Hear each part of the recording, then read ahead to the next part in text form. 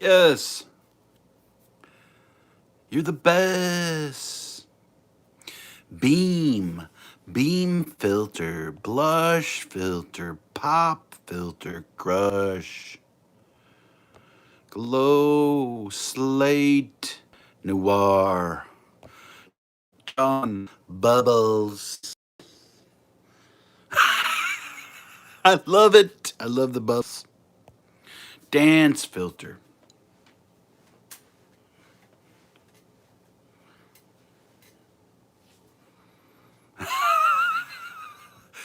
Dream. Oh my gosh. Dream.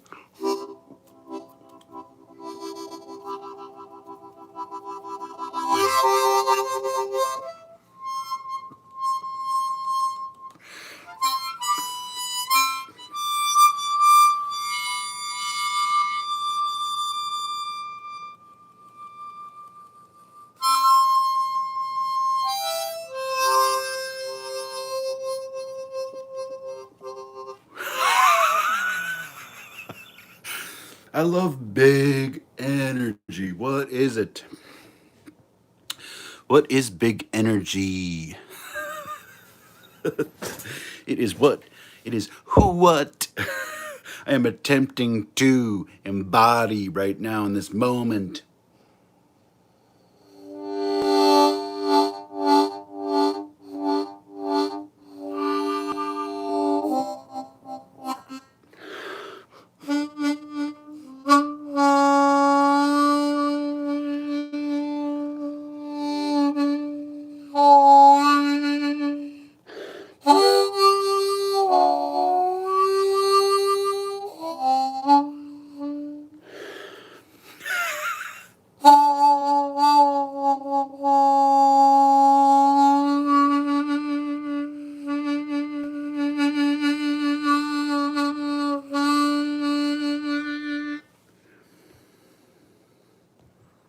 Glamour. 8 millimeter, 8 millimeter. Activity, activity, activity, activity. I love dead air. Dead air. How's this for dead air?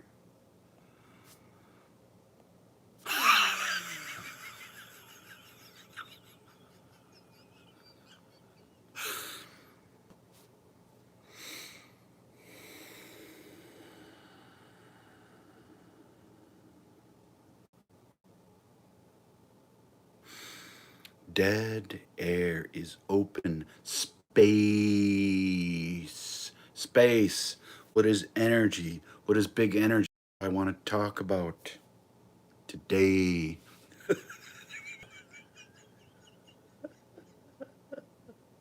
It's so fun. I love all these filters. Yes.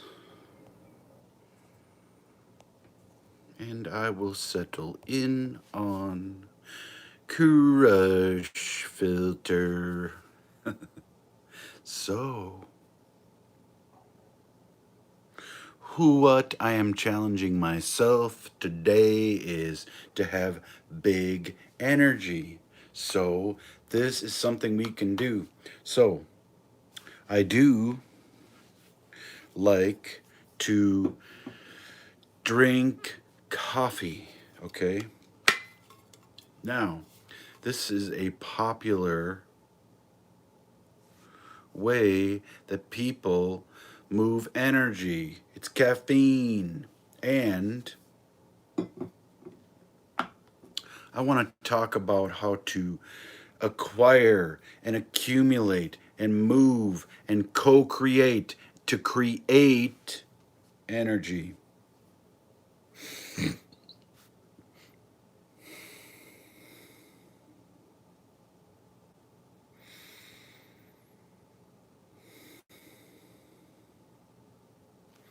Can we create energy? I find that we can. And I'm not talking about going against the um, the theory of I forget what the scientific theory of nothing, energy cannot be created or made. It's all, anyway, that whole theory, the theory of energy. I'm so curious that I don't want to, I think it's worth looking at. Theory of energy.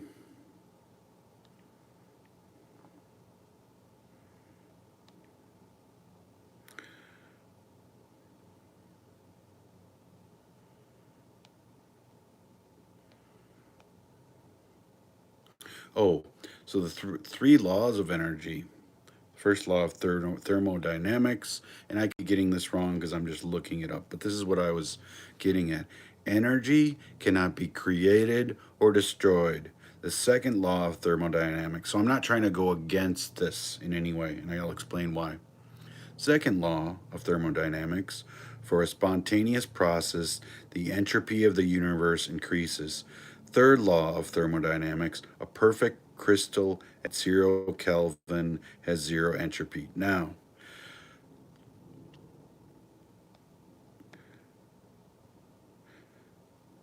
the law of this is what I actually, what I just said, I don't remember all of that, but what I'm getting at is the law of conservation of energy states that energy can neither be created nor be destroyed. So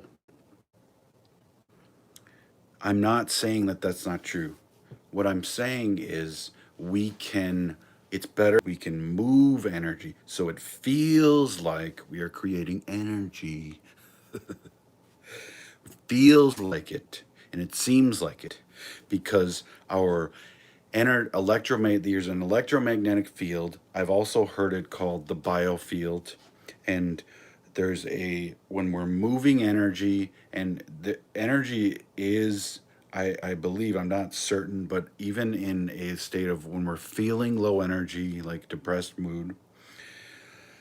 And by the way, when I talk about things like depression, when I talk about anything, I wanted to disclose that, or just to disclaim that I am not claiming to be a spiritual teacher, a health professional, a medical professional, a law professional, a science professional, nothing. I am certified in only one thing, and it's not even worth talking about. Just professional musicians course, and you don't need that to get a job. Or I don't want to talk about that certification, but it doesn't give me any expertise in the area of music performance. So it's not worthless. It's just what I learned was helpful. The certificate is almost worthless to me. So the one area where I am certified in is a school that no longer exists. So, anyways, that's not the point of what I'm talking about. I am disclaiming any teaching, any advice, any recommendation that's professional. What I'm talking about, I want to discuss these things with the people in the world. I want to talk about them, and I will talk about things that have worked, but only as a supplement to professional help and professional, peer reviewed science, professional study, professional law, professional medical healthcare, all that. I am talking about in addition to those things. So I'm not going against those things. It's all of what I'm saying could be thought of in addition to. Why not have a discussion instead of blaming one another as this is disinformation? Why not? Let's talk about it. So that's where I'm coming from. So when we have low energy, it can seem like we are creating. What we're doing is we are co creating with the universe a uh, energetic, enthusiastic, excited mood, excited feeling in our body, and it doesn't disagree with energy can neither be created nor destroyed, but energy can move. So it's like being a transforming from a it's like transforming our body from a dead piece of metal into a magnet that has a three-dimensional circulation of energy in our biofield, our electromagnetic field, similar to the electromagnetic field that is around the Earth. And so, can we create energy? I would say yes, and it's helpful to know that the law of conservation of energy states that energy can neither be created nor destroyed. So there's a difference. A better way of saying it is we can move energy because energy is already moving within us. The cerebrospinal fluid that flows up into our brain and back down again, it circulates when we're just when we have not made the choice to move a lot of energy that naturally occurs without our help. There's a flow of energy up the spinal column, cerebrospinal fluid. So I would encourage you, since I'm not claiming to be a scientist, since I'm not claiming to be an expert of anything, I would say if you have some disagreement about this, go and look it up, find the information. What I'm trying to do is talk about it so I understand it better. And the more I talk about it, the more I repeat information, it's helpful for me to learn how to describe it.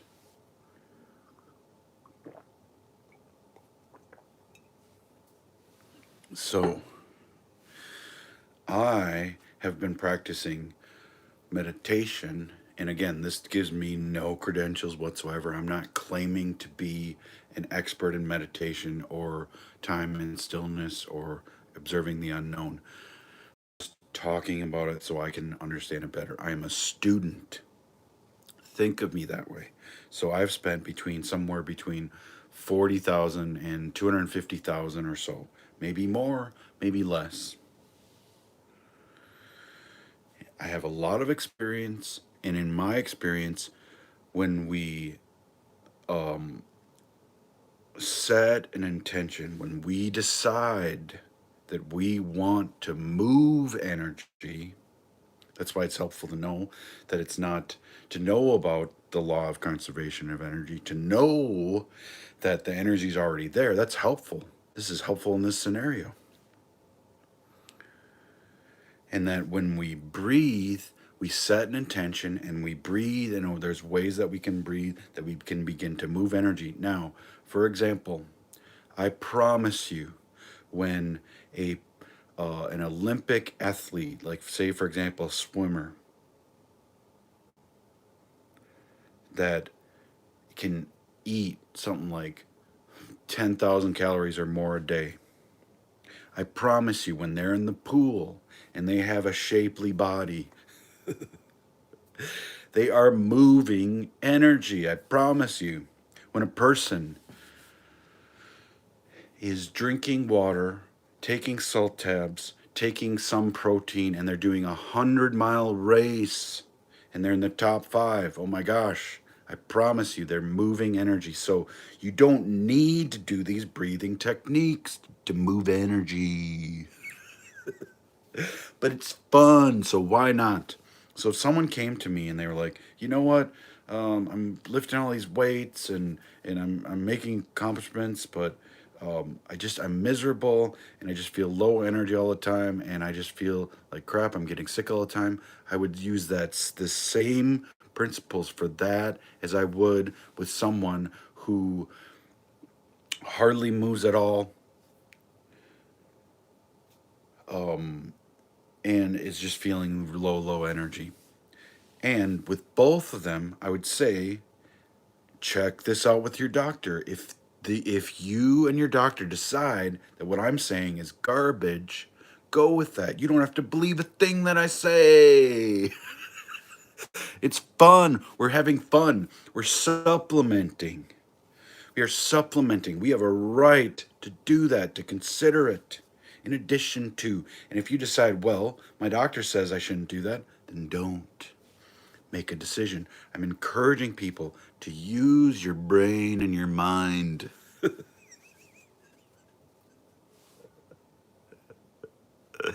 That is a joke. It's not even a joke, it's just a line from that's borrowed from something Jack Black said in School of Rock, something like, use your mind and your brain. It was funny. So, shout outs to Jack Black. My gosh. So, use your brain, use your mind, make decisions for yourself. Oh my gosh, I'm not making fun of people. It's just so often I run into people, it seems like they have never had an original thought. What? So why not? It's fun.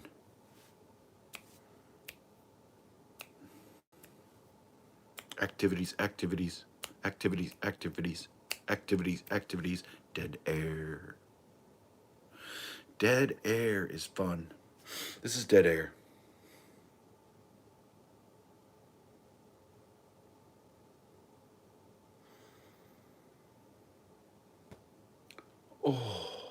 What is he doing? He's stopping talking. I'm bored out of my mind. What? I respectfully challenge you and wholeheartedly challenge you to embrace dead air. What is dead air? It's space on a video, it's space on a TV program, it is space where nothing is happening. My gosh, what a world! I love it. So I put that on my videos for a purpose. And one thing, it just an opportunity to say, I don't need to explain nothing to nobody. I think for myself.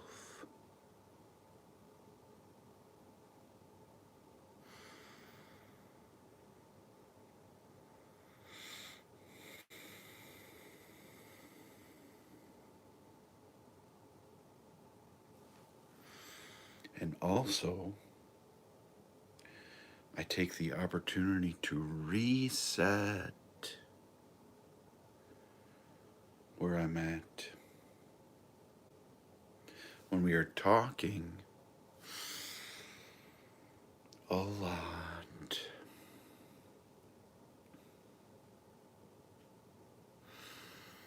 it can be exhausting because if we're talking and never breathing,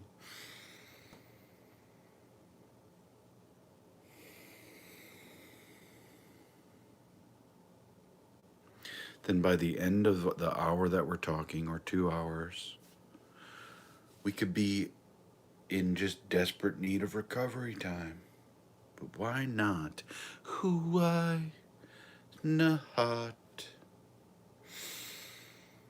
build it into our day? So, can we move energy? What is energy? When I talk to people that are very religious, people that are anti science, that are only interested in reading the Bible and their fundamentalist beliefs, when they have a cultural imprinting or mentality or worldview that is so strong that they don't like the word energy. So I might say to them, when I'm talking about energy, energy is synonymous with God. And that can be offensive to people. That's not my intention. Intention matters. Intention and impact matters. So please don't offend yourself if that's offensive to you, I would ask you that to ever so gently stop listening. You have a right to not listen. I'm not trying to offend. My intention is not to offend people. But so if you're offended by anything I say, please stop listening, because you may have been offended. You can complain to somebody about it. But if you continue to keep listening, then you are offending yourself, and I trust you as an adult to make that decision. So when I talk about energy to very religious people, the reason I say that God is synonymous with energy, God is energy, is that I am trying to connect with them on something they understand. People that believe in God, spiritual people, I am one of those, I'm a spiritual person, have spent a lot of time, some of them have spent a lot of time thinking about God. So it's a grounding point. It's a place of common ground that we can meet and talk about what energy is, because I meet a lot of people that don't like the word energy, and it's the same energy that makes an automobile move. It's the same energy that gets us up out of bed. It's the same energy that heats our homes. It's the same energy that cools our homes. It's the same energy that heats the stove. It is the same energy that moves an airplane. So, God is energy. Now, that understandably could be troubling to people. So, what's another synonym for energy?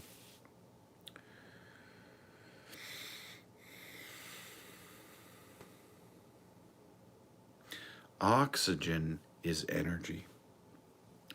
And in my opinion, God is oxygen. God is energy. God is all of that. Oxygen, when we move oxygen into our brain, energy moves the oxygen. So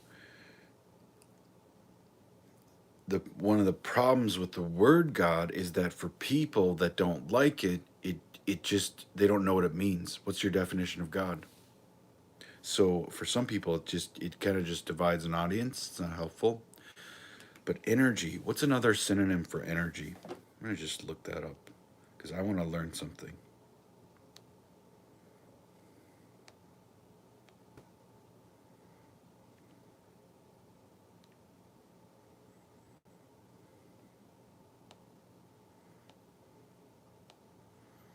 So the definition that I'm coming up here: the capacity or power to do work, such as the capacity to move an object of a given mass by the application of force.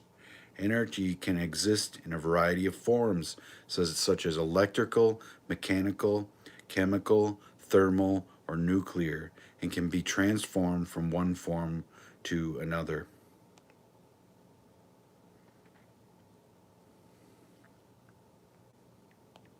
So that's the definition. Synonyms for energy: vitality, vigor, life, liveliness, animation, vivacity, spirit, spiritedness, fire, passion. So when I say God, I'm talking about spirit. Passion, ardor, zeal, verve, enthusiasm, zest, vibrancy, spark, sparkle, effervescence, perkiness, buoyancy, exuberance, sprightliness, strength, stamina, power, forcefulness, get up and go, potency, dynamism, stamina, zip, drive, push, zing, pep, pizzazz, punch, bounce, fizz, oomph, go, vim and vigor, feistiness. So all those help us to paint a picture of what I'm talking about, energy. That's what I'm talking about. What is moving, what is forcing it? It's like, which came first, the turn on button to move the propeller that moved the water, or was it the water? What started this? What started the fire?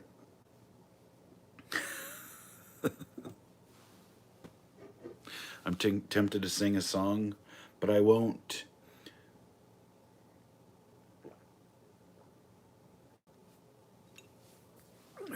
But the main words in the song are, "We didn't start the fire." We can get a little philosophical. So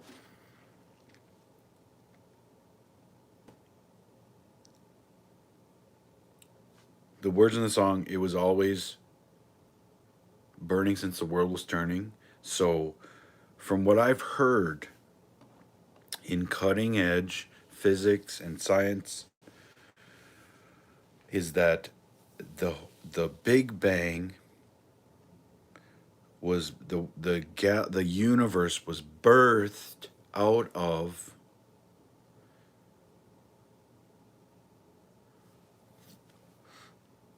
a black hole. The galaxy, the universe,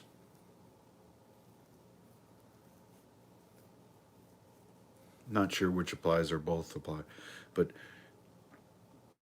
life as we know it, the earth and all the planets and stars that were birthed out of the Big Bang, it was birthed out of a black hole. Now, whether or not it's a theory or not, I believe that there's some truth to it.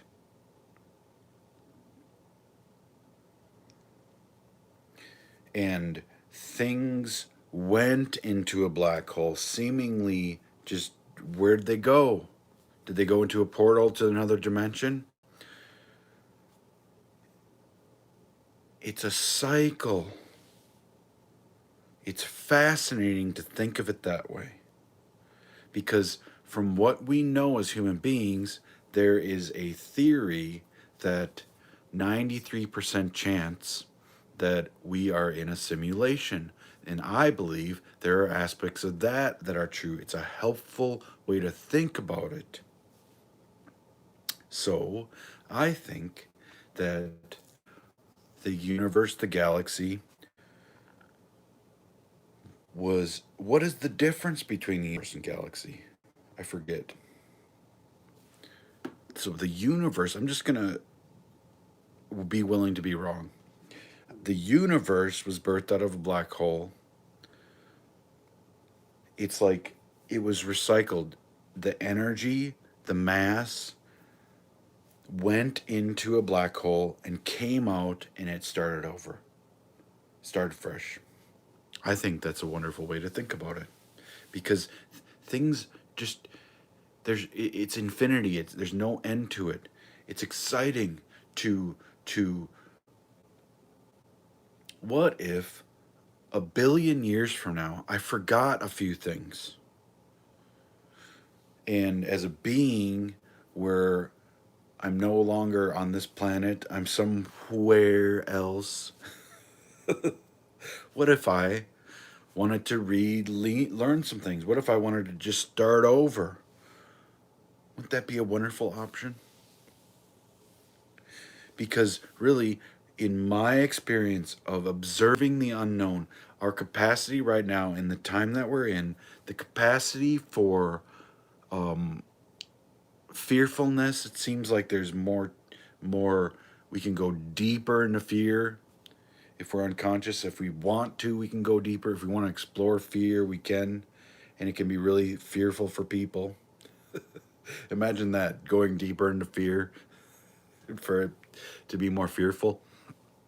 Or the capacity to experience a depth of abundance and happiness and goodness and peace. We can go deeper into that. It seems like people are going deeper and deeper into where they intend to, where they want to. Now, some people, I talked about this recently, some people are this is can be hard to hear again, choose to, by default they are choosing. So the analogy I used the other day was, um, they are choosing by default.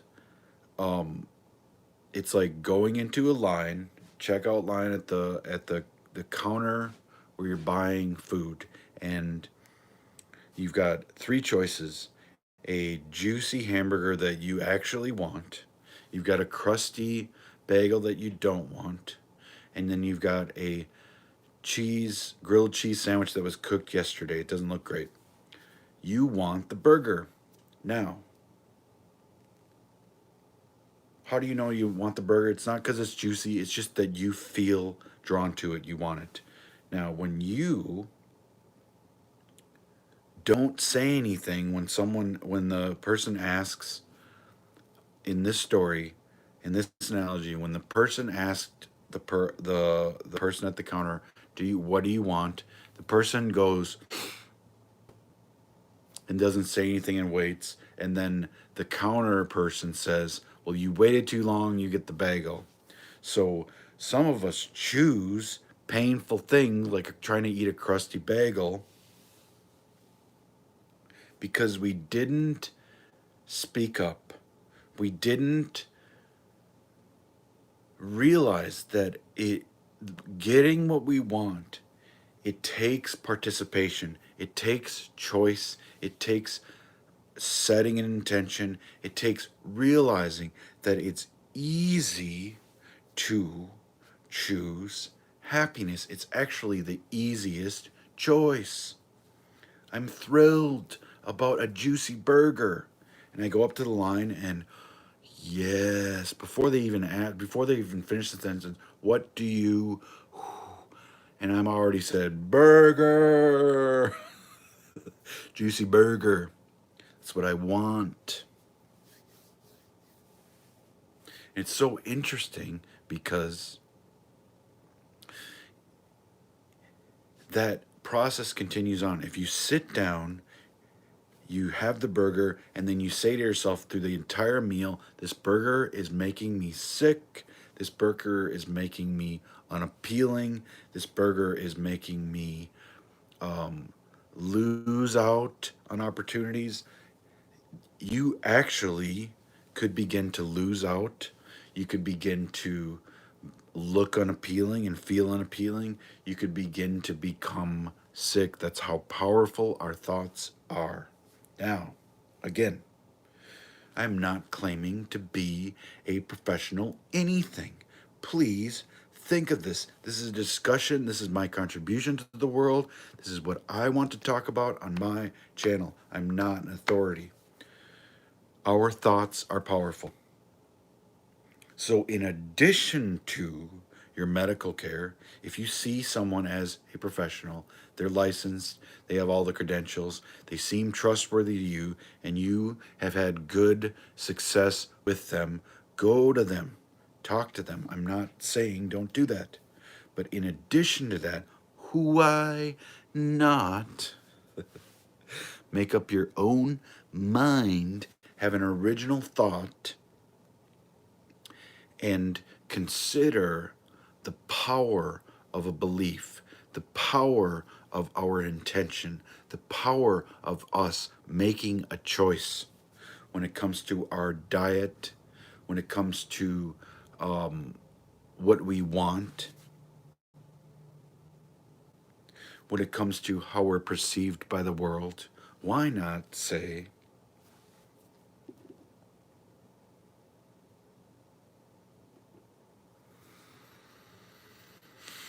everything is always working out for me? Big energy. I can make a choice to move and have big energy. There's energy all around me. If I'm a dead piece of metal, or if I'm like a dead piece of metal, then I'm not moving energy. So the good news is with the law of conservation of energy, we don't have to create energy. It's already there. It's good news. All we have to do is move it. So the simplest way, so you've got the person that's in bed depressed, you've got the person that's weightlifting having some success. The same principles apply. Both are probably feeling sick because there's low energy happening. So wherever you're at in your process, laying in bed, sleeping 20 hours a day, or you're at the gym like a gym rat, you can sit and you can apply breathing practices that help to begin to move energy. But you have to believe.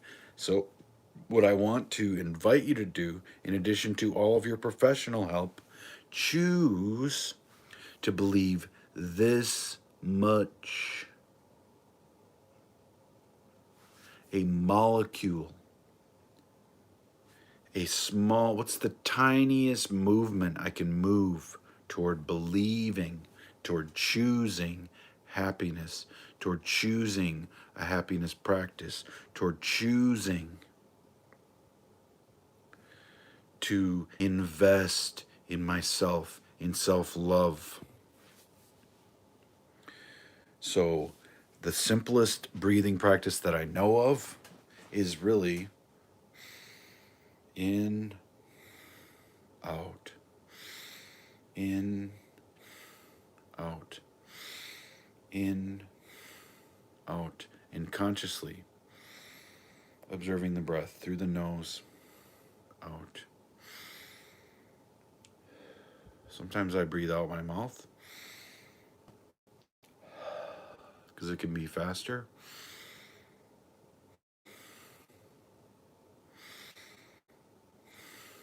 There are so many breathing techniques that you could fill up 100 different books, 1,000 different books, 10,000 different books on different breathing techniques.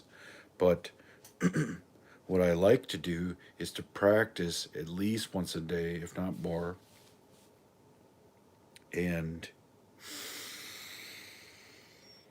to breathe in deeply through my nose and exhale.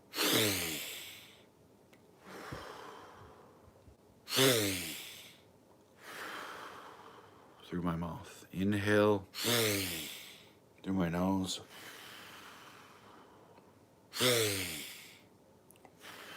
And if this looks too powerfully for you, I implore you, I beg of you, please check it out with professionals before you do it. And slow it down. Less forceful.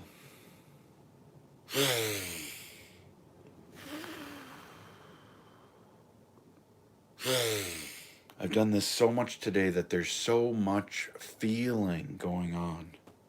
I can feel it into the capillaries, the very far reaches of my skin to the cellular level. Literally, I can feel it to the cellular level. Now, some people would completely disagree with that. How can you feel that much?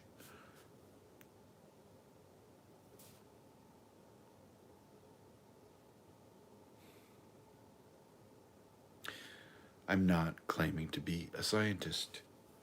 Don't hear it that way.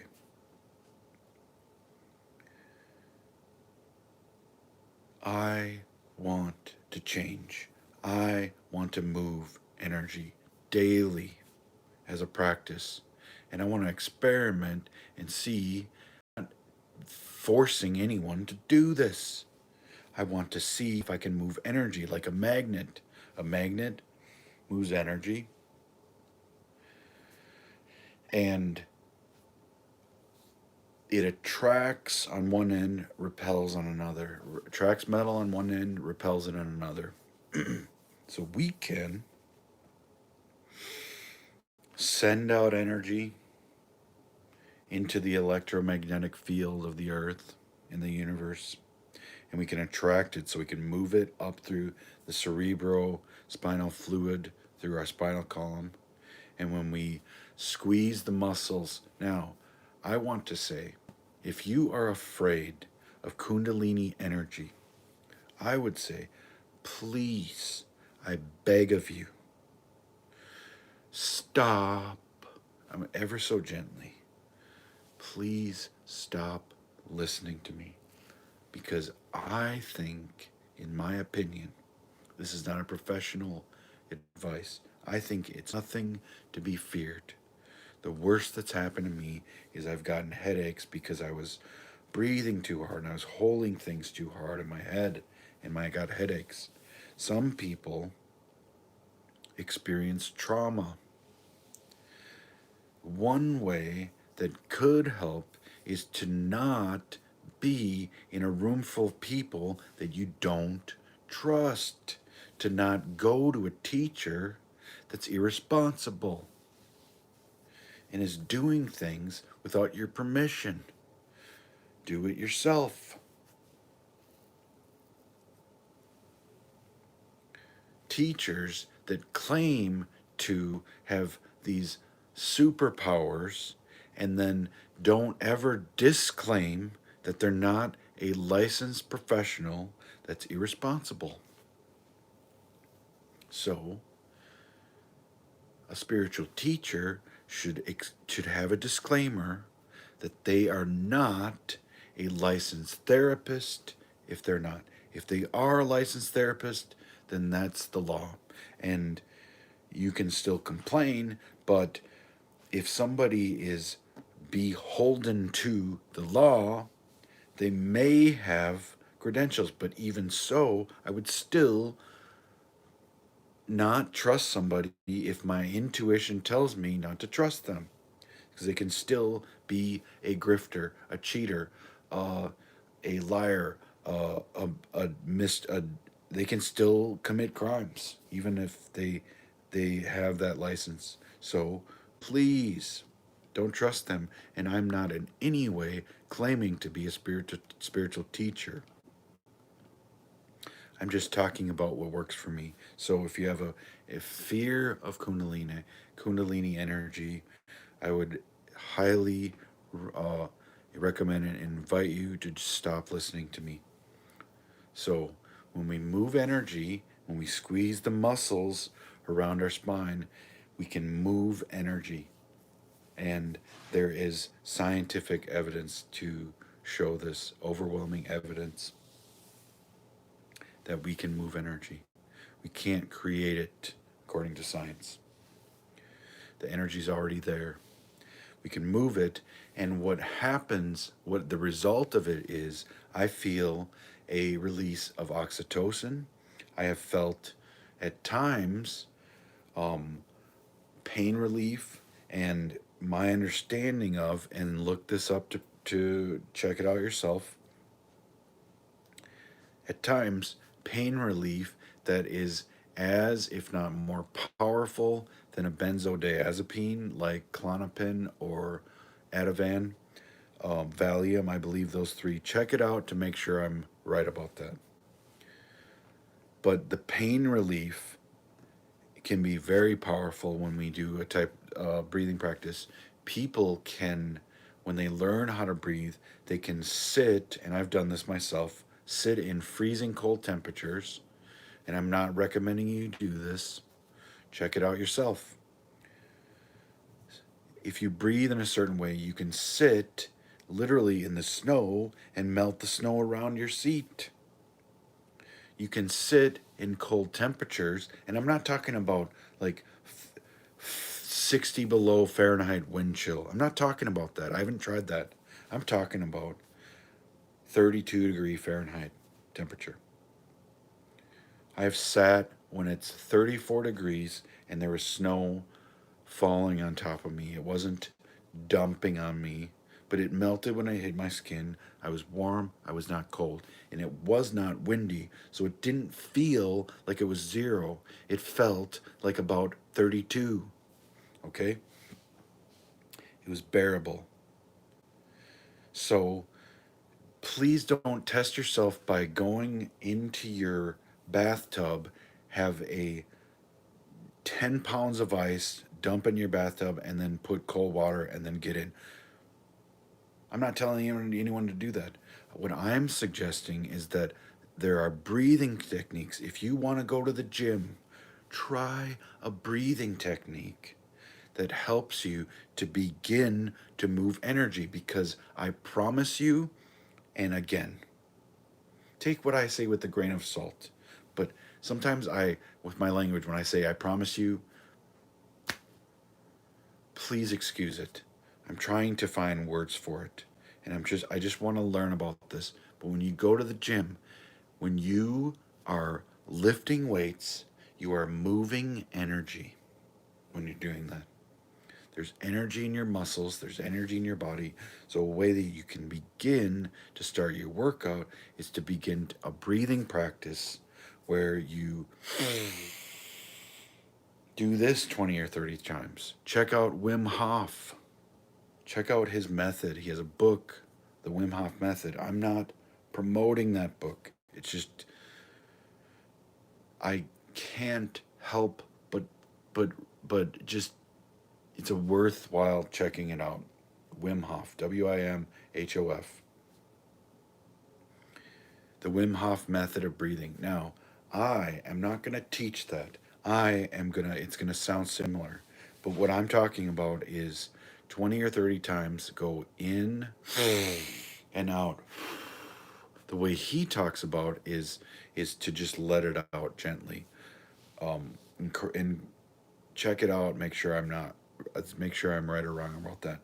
But he talks about slightly differently. What I'm talking about is to breathe in and then gently push it out. So it's a little bit faster than the way he talks about. Try both. Experiment. And first, check it out with your doctor. 20 or 30 times. Now, what's different, he talks about holding it after 20 or 30 times.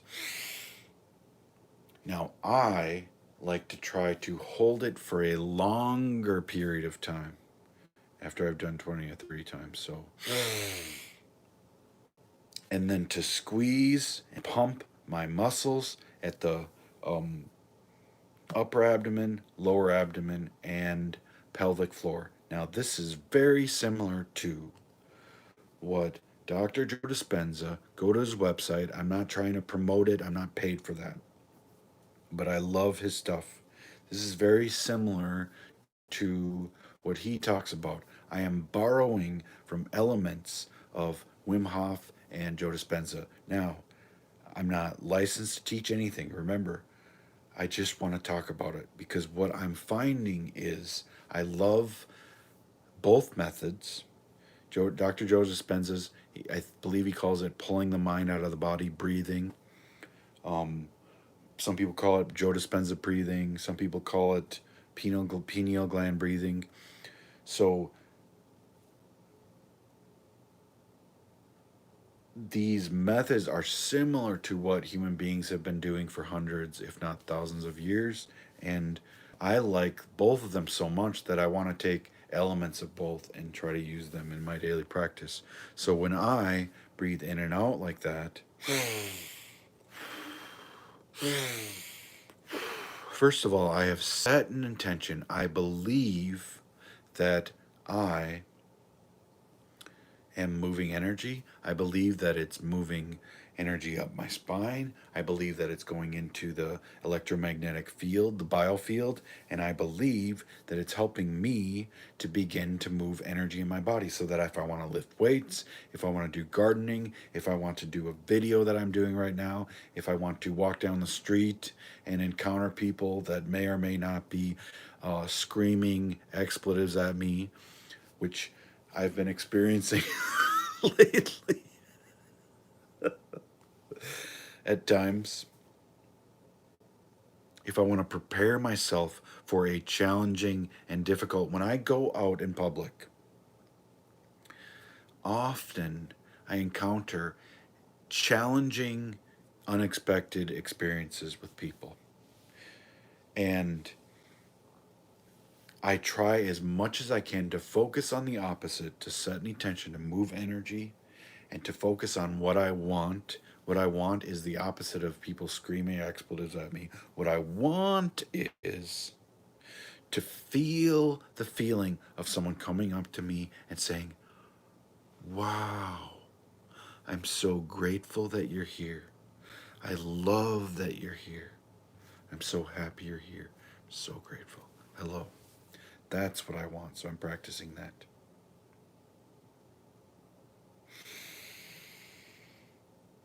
And so when we prepare for going out and lifting weights, when we prepare for going out on a first date, when we prepare for going out to an interview, when we prepare for getting on a flight, when we are struggling with fear of flying, when we prepare for doing things that are challenging that we want to do, but they are challenging.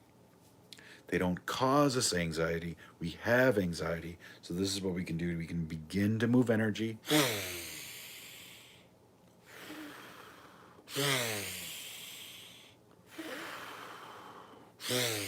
20 or 30 times. And then we can begin to squeeze those muscles.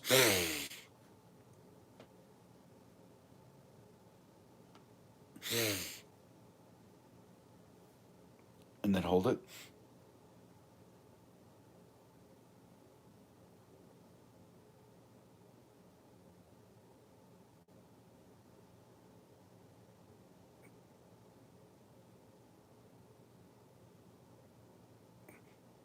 And where I have run into problems is holding it and pushing. When I hold it, I don't want to push up because that is what can cause me to feel it's just muscles and air pushing up so that it feels um, there's pressure in your head. And that is where and again, check it out with your doctor. If you don't want to do this, don't do it. That's where I've had headaches. Now, I've seen people do similar breathing like this and they begin to shake.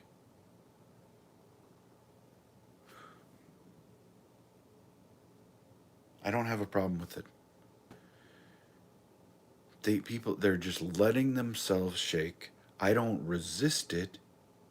I've felt like that before, but I don't feel that way. I imagine if I had been fasting for 7 days or longer, I imagine I might feel shaky, but I don't.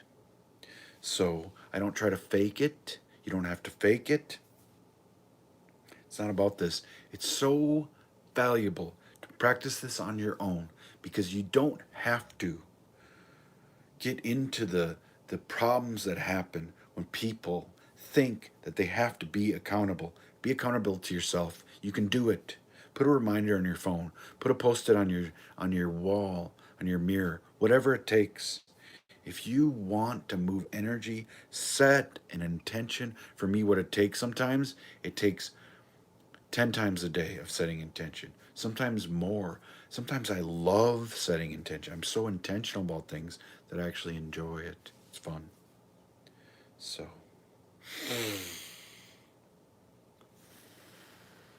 I have big energy. It's possible to create it and not in the way that it's both and it's a paradox. You are both not creating and creating because you're actually moving energy that's already there. And it seems like you're creating it. So it's just a shorthand way of saying it. I'm creating energy. I'm co creating energy because the energy is already there.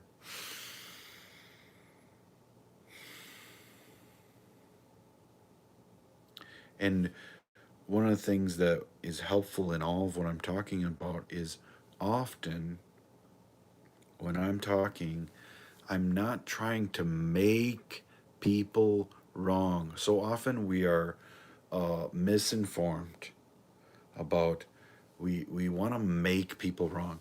If somebody commits a crime and they admit to it and they do their time, they pay the fine, they do community service, they apologize, all that's necessary, that crime, that is the only wrong that I see. You can commit a crime, not admit to it, and it's a crime. But generally speaking, if I accidentally slam the door when I leave the room, it's not a crime. I'm not wrong. It may impact people, that's hurtful, but that is on them to check that out. And they can approach me, but I'm still not wrong. My intention was to leave the room and to gently shut it in that situation. If I accidentally slammed it, I'm not guilty. I grew up in a world where almost every day in households that I've lived in, there were several times a day, sometimes 20 or 30, where I did something wrong according to the people around me, and I wholeheartedly and respectfully disagree. Now, one example of that was years ago.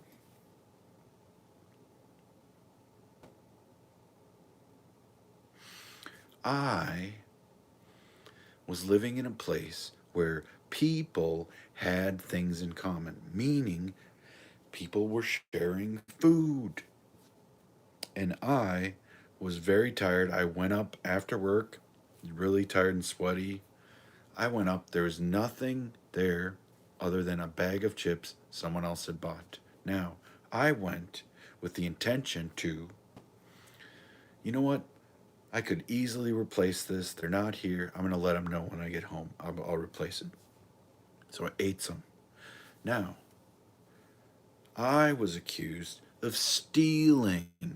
Now, I learned a lot from this situation. Number one, to never do that again to these people because they're so misunderstanding. Number two is that I did nothing wrong based on my intent. My intent was not to steal. So, intent matters. Some people say intent doesn't matter, it's only impact. Impact does matter. If you steal something and your intent was to steal and to do harm to someone else, that matters because you live with that guilt and it feels like garbage and you don't admit to it. Don't do that. You're just going to feel guilty. The impact both matter. So, if somebody accuses you of stealing, you can say, you know what? I respectfully and wholeheartedly disagree. I wasn't stealing. My intention was to let you know and to replace it as soon as humanly possible. That is not stealing. And I could even go to a court of law over this, like small claims court, which would be ridiculous. But I could say to the judge, you know what? My intent, there was no criminal intent. I intended to, and I didn't tell him ahead of time, but my intention was to now to replace it as soon as possible. Now, if the judge says I'm guilty, it doesn't make me guilty. I can say, okay, you think I'm guilty. How can I make this right? And if the person says, well, you have to admit that you did it wrong. I can say to my lawyer, I can say, this would be a ridiculous case, but I can say, you know what? I didn't do it. What can I do other than admitting to it? And then the person can say, well, you can replace the bag and you can give me a whole box of chips. And I can say, here you go. I'm happy to do it. I respectfully and wholeheartedly did not intend to hurt you. Here's the chips. So we've made amends now. It's over. I'm still not guilty. According to the law, I'm guilty. According to the law, there are consequences. Sometimes we are paying the consequences when we didn't do anything. How many times has this happened? So many times. Some people go to prison for 20 or 30 or 40 or more years and they didn't do anything. So what we can do is we can know that we are not guilty, and we can choose to not feel guilty. Let's go back to the bag of chips. Oh my gosh, I don't feel guilty about that. I actually feel, if anything, I feel like, wow, I was around some really confused people at the time. What?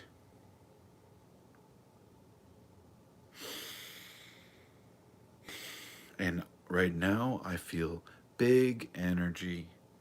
I want to wish you big energy. I want to wish you a happiness practice. I want to wish you a better understanding of what I'm talking about can we create energy? Can we move energy? And I wish you just all of the happiness, the joy, the ecstasy, the bliss, all of the that your wants would be fulfilled, that you would be able to find out what you want, that you'd be able to focus on that instead of what you don't want, and to experiment with the power of that, and to do no harm.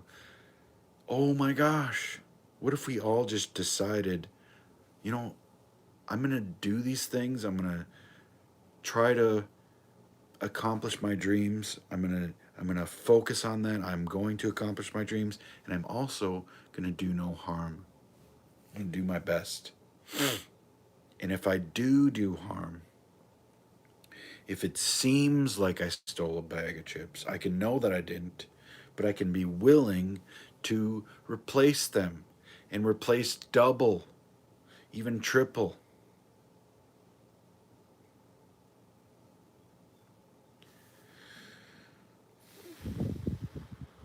I wish you peace. I wish you a world where people will greet you with these words: I am so happy you're here. I am so grateful you're here. I'm so grateful you're in the world. I am so happy you're here. I am so happy you're here.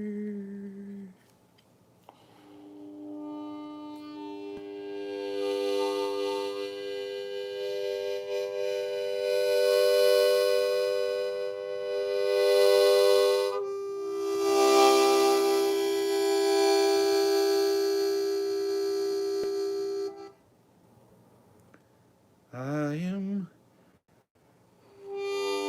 so happy you're here.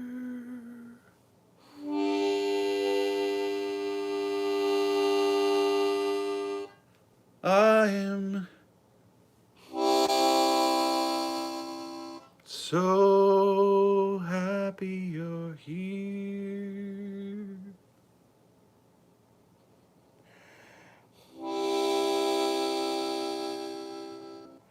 I am so